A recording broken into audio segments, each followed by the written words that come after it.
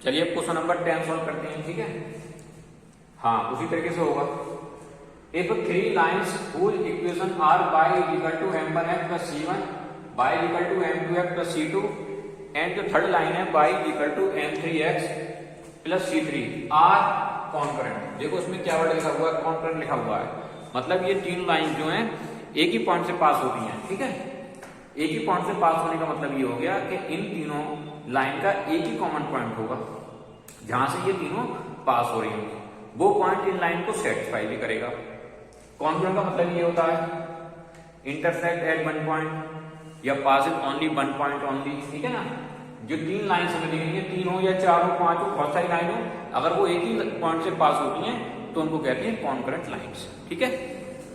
तो then so that अब हमें ये शो करके बताना है कि इनकी जो कंडीशन निकल कर आएगी कॉन्करेंट लाइन की, वो कंडीशन ये होती है y equal to m1x plus c1 y equal to m2x plus c2 y equal to m3x plus c3 की जो कंडीशन आएगी वो इस शेप में होगी। m1 bracket c2 minus c3 plus m2 c3 minus c1 plus m3 c1 minus c2 is equal to 0। तो हम क्या काम करेंगे, जो हमारे पास तीन लाइंस दे रखी हैं, मान लो एक लाइन ये है हमारे पास L1, इस तरीके से L1 लाइन ली, और एक लाइन सेकंड है M2 L2, और एक थर्ड लाइन और है, वो भी इसी पॉइंट से पास हो रही है, क्योंकि दोनों का इंटरसेक्शन पॉइंट ये है, तो वो तीसरी लाइन भी इसी पॉइंट से पास हो रही है। मान लो तो इस तरीके से है L3, ठीक है। ये हमने लिख लिया नाम इसके यहाँ पर L3 ये बना है और यहाँ पर हो गया L3। तो इन तीनों की जो कंडीशन निकल कर आएगी वो आपको ये प्रूव कर दिखानी है, वो ये कंडीशन ये होती है इन तीनों लाइंस की।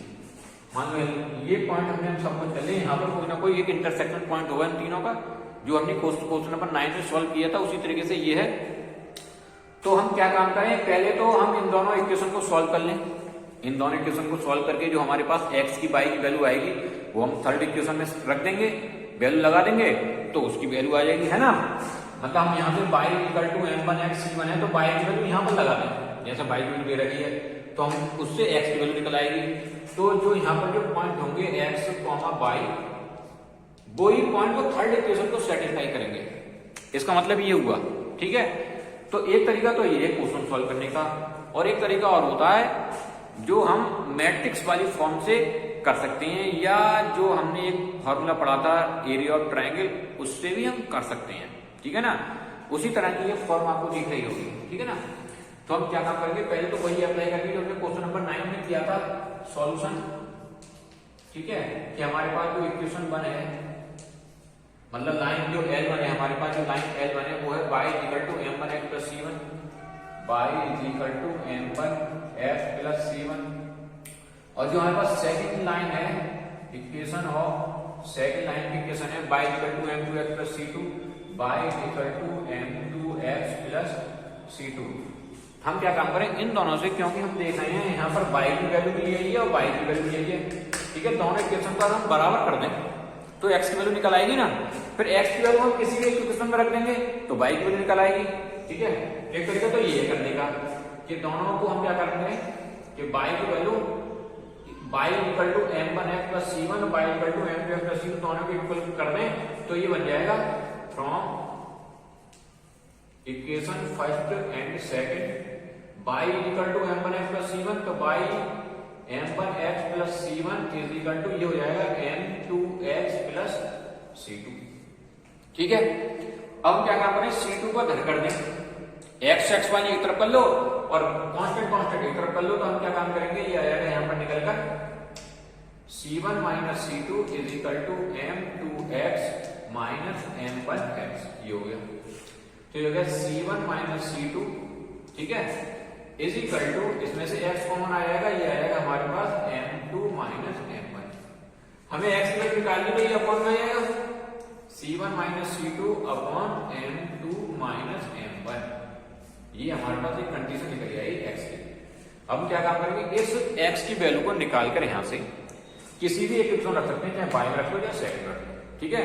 तो वहां से हमें y की वैल्यू निकल आएगी, मतलब हमारे पास एक पॉइंट निकल आएगा जहां से ये दोनों लाइन पास हो रही हैं, या इन दोनों लाइन का इंटरसेक्शन पॉइंट है, ठीक है। तो ये पुट करेंगे हम, पुट जो x की वैल्यू आई है x is equal to C1 minus C2 upon M2 minus M1 into F, ठीक है, इन इक्वेशन 1। अगर मैं 1 में रख देता हूं यहां पर, ठीक है, तो y की वैल्यू निकल आएगी यहां से। तो सो इस तरीके से तो y is equal to M1 और x की जगह मैंने लगा दी value C1 minus C2 upon M2 minus M1, ठीक है, और ये वैल्यू बनी हमारे पास और प्लस के C1, ठीक है। ये वैल्यू आगे हमारे ये y की वैल्यू आ गई यहां से निकल कर, और ये हमारे पास किसकी वैल्यू आ गई, x की वैल्यू निकल कर आ गई। एक तरह से हम देखें तो जो इंटरसेक्शन पॉइंट है इन दोनों लाइन का x और y, तो x इतना है और y इतना है, ये दोनों पॉइंट थर्ड लाइन को क्या करेंगे, सेटिस्फाई करेंगे। अगर मैं यहाँ पर दोनों की वैल्यू लगा दूं इस इक्वेशन में तो हमारे पास ये रिजल्ट आ जाएगा, ठीक है। देखते हैं किस तरीके से आता है। तो हम क्या काम करें, now put the value of x and y in equation third. जो इक्वेशन हमारे पास थर्ड है या थर्ड लाइन है उसकी इक्वेशन में हम पुट करेंगे y की जगह पर x की जगह पर। तो y की वैल्यू तो हमारे पास ये है, ठीक है। तो पहले इक्वेशन लिख लेता हूं मैं, y is equal to m3x और प्लस के c3, ठीक है। अब मैं क्या करूंगा, y की जगह ये वैल्यू लगाता हूं, तो ये वैल्यू आएगी m1 bracket c1 minus c2 upon m2 minus m1 और plus c1 is equal to m3 तो ऐसे ही रहेगा और x की जगह पर ये वैल्यू आ जाएगी c1 minus c2 upon m2 minus m1 और प्लस के c3। जब हम इनको सॉल्व करेंगे ना, सॉल्व इक्वेशन को सॉल्व करेंगे तब हमारे पास यही रिजल्ट आने वाला है, m1 c2 minus c3 plus m2 c3 minus c1, ठीक है। तो देखते हैं किस तरीके से रिजल्ट आएगा। तो मुझे जरूरत पड़ेगा मैं इस डायग्राम को क्या कर देता हूँ, रब कर देता हूँ। आपने तो बना ही लिया होगा, ठीक है, बना लिया, ठीक है। अब हम करते हैं इस क्वेश्चन को सॉल्व। यहाँ पर ये देखिए किस तरीके से ये क्वेश्चन होगा, अब आगे बढ़ेगा ये। तो मैं क्या काम करूं, इसमें एक तरफ कर लेते हैं सबको, क्योंकि हमें तो इधर 0 चाहिए तो सबको एक तरफ कर लो सबको, ठीक है। ये हमने यहां से हटा के इधर कर देते हैं, सबको एक तरफ शिफ्ट कर देते हैं। तो हमारे पास आ जाएगा ये m1 ब्रैकेट में c1 minus c2 upon m2 minus m1 m2 minus m1 plus c1 और फिर ये इज इक्वल टू ये चीजें माइनस में चली जाएगी, माइनस के m3 ब्रैकेट में c1 माइनस c2 अपॉन फिर ये आ जाएगा m2 माइनस m1 और प्लस के c3 इज इक्वल टू 0, ठीक है। अब देखिए सबका एलसीएम लेना पड़ेगा हमें, तो इसके अपों में 1 मान लिया, इसके अपों में 1 मान लिया, इन सबका एलसीएम हमारे पास आ गया m2 माइनस m1 और इजिकल टू क्या चलेगा, 0 चलेगा। अब देखिए जब एलसीएम लेंगे तो इससे ये डिवाइड हो जाएगा, तो केवल ये रहेगा हमारे पास m1 c1 minus c2 plus ये c1 है तो c1 में इसकी मल्टीप्लाई रहेगी m2 माइनस m1, ठीक है, माइनस ये m2 माइनस m1 से कैंसिल हो जाएगा, केवल ये रहेगा m3 c1 माइनस c2, ठीक है, और प्लस के अभी ये हमें जरूरत पड़ेगी, यहाँ पर थोड़ी लाइन में आगे बढ़ लेता हूँ यहाँ पर, तो ये हो जाएगा प्लस c3 और ब्रैकेट में जाएगा m2 माइनस m1 और इज इक्वल टू 0। अब मैं इसकी क्रॉस मल्टीप्लाई करूंगा तो ये तो 0 हो जाएगा, केवल मेरे पास न्यूमरेटर की वैल्यू रह जाएगी। तो न्यूमरेटर मेरे पास क्या चीज है, m1 c1 minus c2 plus c1 m2 minus m1 और माइनस के m3 c1 माइनस c2 और प्लस के c3 m2 minus m1 is equal to 0। Okay students, अब देखिए हमें क्या काम करना है, हमें क्या लाना है, m1 c2 माइनस c3 लाना है। तो m1 c2 माइनस c3 देखिए तो m1 ये c1 माइनस c2 आ रहा है, ठीक है ना। अब एक चीज हमें चाहिए m2 c3 माइनस c1, तो देखिए m3 c1 माइनस c2 है, तो इसका हमें क्या करना है, इन सबको क्या करना है मल्टीप्लाई करना है।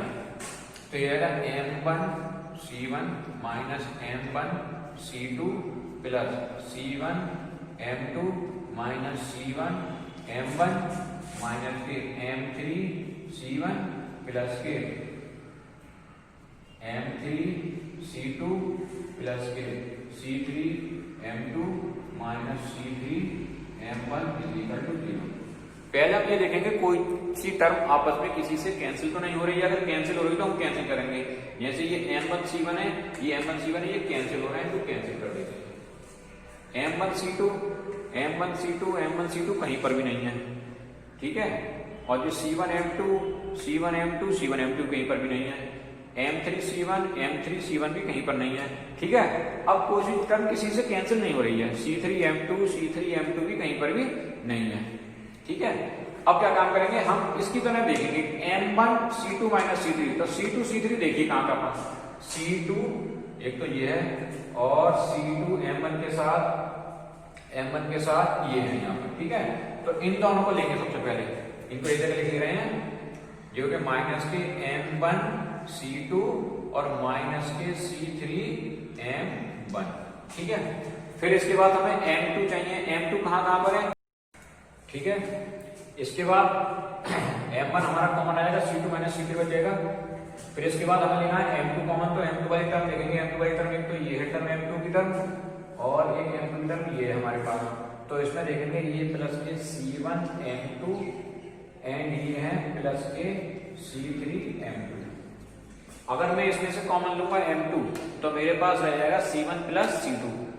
अच्छा c3 यहाँ प्लस का साइन आ जाएगा, कहीं पे हमारी कोई मिस्टेक हो गई है उसको चेक करना पड़ेगा, क्योंकि ये c3 या c1 माइनस के हैं और m2 का है प्लस के, यहाँ पर दोनों प्लस के आ रहे हैं। इसका मतलब है हमें कोई ना कहीं पे मिस्टेक हो गई है, उसको चेक करना है हमें। तो ये देखते हैं, इसको चेक करते हैं। यहाँ से हमने जब इधर लाए तो ये माइनस के होगा, ये c3 का आएंगे माइनस के हो जाएंगे, ये माइनस के होगा। अच्छा ये मिस्टेक है, यहाँ पर ये माइनस के आएंगे और ये माइनस का साइन आएगा और ये माइनस का साइन आएगा और ये माइनस के हो गए दोनों, ये भी माइनस और ये बन गए प्लस, ठीक। तो ये हो गए c3m2 और प्लस c3m1 हो गए। ओके स्टूडेंट्स, तो चेक करते हैं आगे। तो यहाँ पर हमने देखा तो ये c1m2 और ये हो गए c3m2 माइनस के। अब एक लास्ट में हमारी टर्म रह गई है, कौन सी रह गई लिखने से, m3 वाली टर्म रह गई है ना। ये है m3 माइनस के m3c1 और प्लस के m3c2 इज इक्वल टू 0। अब चेक करते हैं इसमें से क्या कॉमन आएगा। अब ये c3m1 है, ये प्लस के हैं तो यहाँ पर प्लस का साइन लगा लेते हैं। इसमें से हमें m1 कॉमन लेना है तो हमने m1 कॉमन ले लिया और हमारे पास बन जाएगी term c3 minus c2। c2 तो गए माइनस के और c3 हो जाएंगे प्लस के, ठीक है। और अगर हम माइनस का साइन कॉमन ले लें तो c2 तो बन जाएंगे प्लस के और c3 हो जाएंगे माइनस के, ठीक। अच्छा अब आगे जाइए, इसमें से हमें m2 कॉमन लेना है, c3 माइनस c1 लिखना है, c3 माइनस c1 लिखना है। तो माइनस के m2 कॉमन लेने होंगे, ये आएगा c3 माइनस c1। अब इसमें से हमें m3 कॉमन लेना है तो m3 और c1 माइनस c2 बनाना है, c1 तो माइनस के m3 कॉमन लेंगे और ये जाएगा c1 minus c2 is equal to 0, ठीक है। आप एक बार वीडियो को पॉज करके इसको चेक करते हैं। अब माइनस का साइन अगर हम कॉमन लेंगे और माइनस को उधर शिफ्ट कर देंगे तो हमारे पास सारी टर्म पॉजिटिव बन जाएगी। ये बन जाएगा m1 c2 minus c3 plus m2 c3 minus c1 और प्लस के m3 और ये हो जाएगा c1 minus c2 is equal to 0। This is the required solution या required condition for concurrent line, ठीक है, if we have 3 concurrent lines. Okay students, इसी क्वेश्चन को हम एक तरीके से और सॉल्व कर सकते हैं, ठीक है। जैसे कि हमने पहले x की वैल्यू निकाली, y की वैल्यू निकाली, हम y की वैल्यू नहीं निकालेंगे, ठीक है। y की वैल्यू क्यों निकालेंगे हम, ठीक है, क्योंकि इसको करने से हमें एक स्टेप बढ़ाना पड़ गया, लेकिन हमारा आंसर तो आया, लेकिन कैलकुलेशन ज्यादा हो गई। कैलकुलेशन तो उसमें भी होगी, लेकिन हमें ये पता होना चाहिए क्या इसका और भी कोई मेथड है, तो उस मेथड को समझिए, उस मेथड से हम कैसे करेंगे। तो देखिए सेकंड एक जो मेथड और बता रहे हैं उसको कैसे करेंगे। इतना तो क्वेश्चन हम सॉल्व कर लेंगे जब हमारे पास इक्वेशन 1 इक्वेशन 2 है, ठीक है। एक इक्वेशन और लिख देता हूं मैं यहाँ पर। इक्वेशन जो हमारे पास 3 है वो हमारे पास है y is equal to m3x plus c3, और अभी हमने इसका जो डायग्राम बनाया था वो डायग्राम इस तरीके से था, एक लाइन, सेकंड लाइन और थर्ड लाइन। ठीक है, इन तीनों का कॉमन पॉइंट एक ही है, सेम कॉमन पॉइंट से पास हो रही है ये।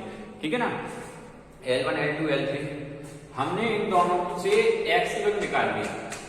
ओके स्टूडेंट्स, हम जानते हैं कि जो x की वैल्यू आई है, ठीक है ना। ओके स्टूडेंट्स, तो इस तरीके से जो हमारी x की वैल्यू आई है इन दोनों इक्वेशन को सॉल्व करने से, तो उसी तरीके से अगर हम सेकंड और थर्ड को सॉल्व कर लें तो उसमें भी x की वैल्यू आएगी। ठीक है, तो जो x की वैल्यू आएगी और x की वैल्यू हमारे पास है, तो इन दोनों को हम क्या कर देंगे, इक्वल कर देंगे।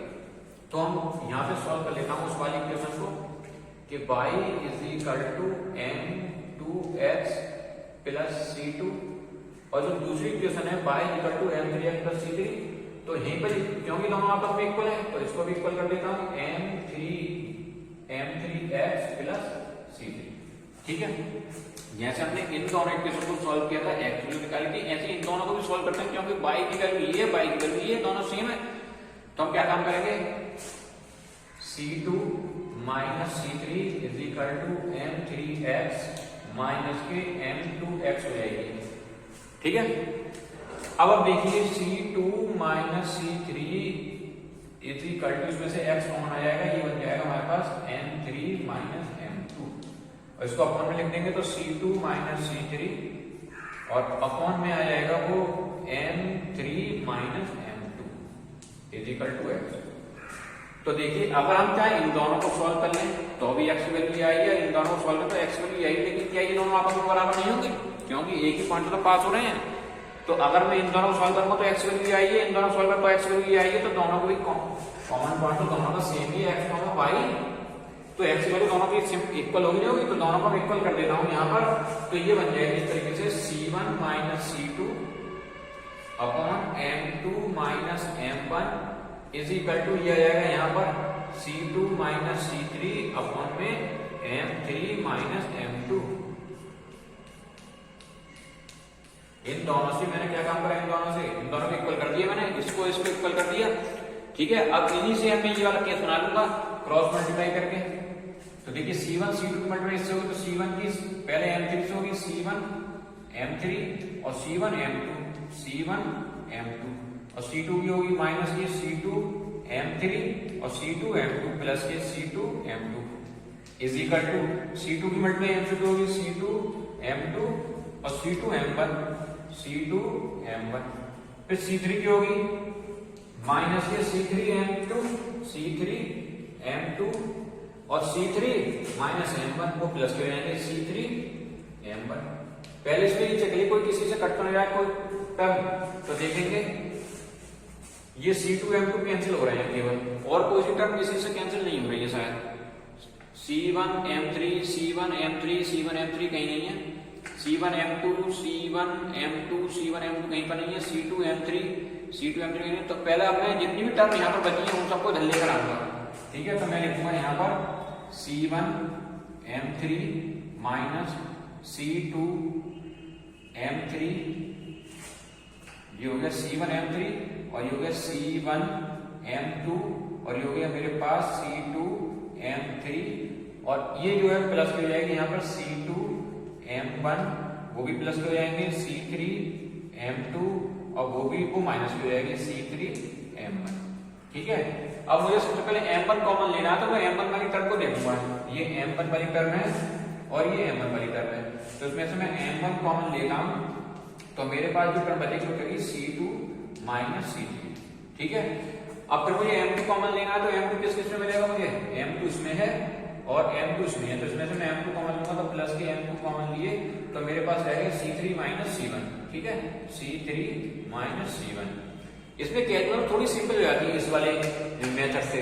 ठीक है, और फिर मैं क्या काम करूंगा, मुझे क्या कॉमन चाहिए, m3, तो m3 कॉमन ले लिया, m3 मुझे किस में मिलेगा, m3 ये और m3 ये मिलेगा मेरे पास c1 minus c2 is equal to 0 is equal to 0। ठीक है, तो आपने देखा ये मेथड थोड़ा सिंपल है उस वाले मेथड से, इससे जल्दी आ जाता है कैलकुलेशन। ठीक है, तो आप चाहे इससे करें चाहे उससे करें।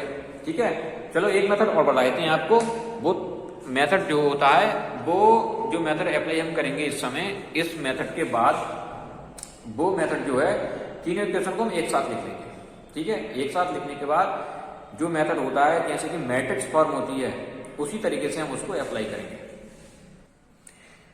अब इसका थर्ड मेथड समझिए आप।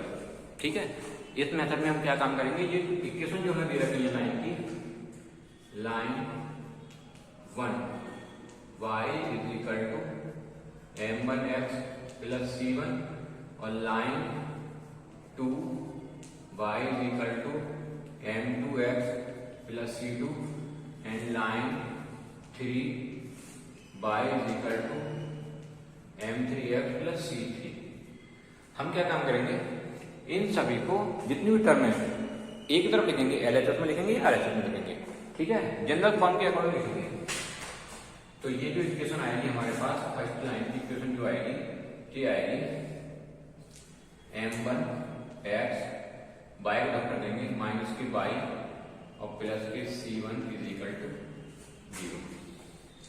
लाइन एट जो आएगी वो आएगी m2x minus y plus c2 is equal to 0। और जो लाइन L3 आएगी m3x minus y plus c3 is equal to 0। ठीक है, अब आप देखिए जैसे कि आप इलिमिनेट वो क्रॉस मल्टीप्लाई मेथड अप्लाई करते थे या जब हम कभी मैट्रिक्स बनाते हैं तो उसमें हम क्या काम करेंगे, मैट्रिक्स बनाते समय इन तीनों इक्वेशन को एक साथ लिखेंगे। ठीक है, कैसे लिखेंगे, जैसे आप क्रॉस मल्टीप्लाई करते थे, एक एक्स लिखते थे, बाई लिखते थे, -1 लिखते थे। ठीक है, या प्लस का 1 अप्लाई करते थे, जो भी सिचुएशन होती थी उसी तरीके से। ठीक है, तो यहाँ भी हम उसी तरीके से क्वेश्चन को सॉल्व करेंगे। देखिए यहाँ पर जो कोएफिशिएंट हैं उनको लेंगे हम, कोएफिशिएंट किस तरीके से हैं उनको देखते हैं। तो हमने क्या काम करा, यहाँ पर एक मैट्रिक्स की फॉर्म बनाई इस तरीके से और यहाँ पर लिखा m1 m2 m3 m1 m2 m3। ठीक है, फिर ये बाई बाई बाई, तो बाई का कॉम्प्लीमेंट कितना है, -1 -1 -1 ये c1 c2 c3, तो यहाँ पर आ गया c1 c2 c3 mode 1 is equal to 0। ठीक है, अब इनकी मल्टीप्लाई करेंगे, क्रॉस मल्टीप्लाई आपस में। ठीक है, एक एक चीज को लेकर। सबसे पहले मान लो हमने m1 लिया तो हम m1 को लेंगे और इसको मल्टीप्लाई करेंगे, इस तरीके से बंद कर देंगे। ठीक है, ये कॉलम और ये रो है, तो जब हम m1 की मल्टीप्लाई करेंगे तो ये हमें जो मल्टीप्लाई करनी है वो m1 m2 m3 को लेकर ही करनी है। ठीक है, इसी रो को लेंगे, रो 1 रो 2 रो 3 को। ठीक है, कॉलम वाइज। तो m1 ले लिया तो हम c3 की मल्टीप्लाई इससे करेंगे और c2 की मल्टीप्लाई इससे करेंगे, तो c3 बन जा c3 और c2 बन जा c2। ठीक है, तो c3 बन जा c3 हो जाएगा और फिर c2 बन जा c2 हो जाएगा। करें मल्टीप्लाई, तो देखिए c3 बन जा c3 माइनस के c3, एक माइनस का साइन आता है इसमें। आप जानते हैं जो क्रॉस मल्टीप्लाई करते हैं वो सब बच्चे जानते हैं, 10th क्लास में पढ़ा होगा। एक माइनस और एक माइनस हम अपनी तरफ लगाते हैं, तो c2 बन जाए प्लस के c2 हो जाएंगे। प्लस, पहले प्लस होता है। ठीक है, देखो यहाँ पर समझिए, ये plus minus plus minus plus minus plus minus plus. ठीक है, तो प्लस माइनस प्लस माइनस, यहाँ पर माइनस का साइन आ जाएगा और फिर कौन सा आएगा m2 लेंगे तो ये गया और ये गया, तो हमारे पास ये रहेगा c3 की मल्टीप्लाई c1 से, c3 बन गया c3 माइनस की c3 और c1 की c1 से। ठीक है, माइनस के कितने जाएंगे c1, तो प्लस का साइन लग जाएगा। ठीक है, फिर हम m1 लेंगे तो देखिए, फिर दोबारा देख लीजिए, plus minus plus minus plus minus plus, ये प्लस आ जाएगा। ठीक है, m3। अब हम मल्टीप्लाई करेंगे, ये गया और ये गया इस तरीके से, तो c3 गए कैंसिल हो गए। ठीक, तो हमारे पास कौन कौन सी टर्म रहेगी, हमारे पास रहेगी ये और ये, इन दोनों की मल्टीप्लाई करेंगे तो c2 बन जा c2 माइनस के c2 जाएंगे और ये आएंगे प्लस के c1 इज इक्वल टू 0। इनको सही कर लेते हैं, सही किस तरह से करना है, तो यहाँ पर लिखेंगे, ये मैंने लाइन है यहाँ पर, ये हो जाएगा m1 c2 माइनस c3। ठीक है, और इसको करेंगे, इसमें तो माइनस का साइन कॉमन ले लीजिए, माइनस साइन कॉमन लेंगे। ठीक है, तो ये हो जाएगा, ये प्लस का साइन हो जाएगा m2, क्योंकि हमें m2 क्या रखना है, प्लस का रखना है। c3 प्लस के हो गए हमारे पास और c1 क्या हो गया, माइनस के हो गए। ठीक, इसमें से भी इसमें उधर ये m2 हमारा, m3 हमारा ठीक है पॉजिटिव है, बस इसको क्या करना है, चेंज करना है, c1 पहले लिखना है और c2 बाद में लिखना है, इज इक्वल टू 0। तो आप इस तरीके से भी क्या कर सकते हो, कॉन्ग्रुएंट दिखा सकते हो। ठीक है, okay, thank you, have a nice day.